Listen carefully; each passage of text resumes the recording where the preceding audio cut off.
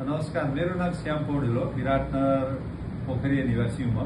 मेरो घरमा पानी चुहिने समस्या थियो। पानी चुहिने समस्या लामो समयदेखि थियो र त्यसका लागि मैले अनेक तौर तरिकाहरू अपनाएँ। कसैले के भने सबै कुरा अपनाएँ।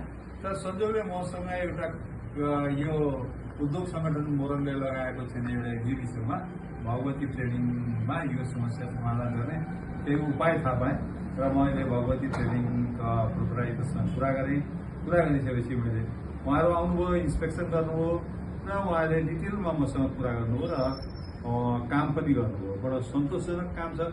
अहिले यो बर्खा सिजनमा जुन दिन उहाँहरू लगाउनुभयो त्यही दिन नै राति ठुलो पानी परेको, तर पनि मका लिकेज भएन। मका पानी चाहिँ नि बाल्टिनमा तल थाप्नुपर्ने अवस्थामा, त्यस्तो अवस्थामा म थिएँ।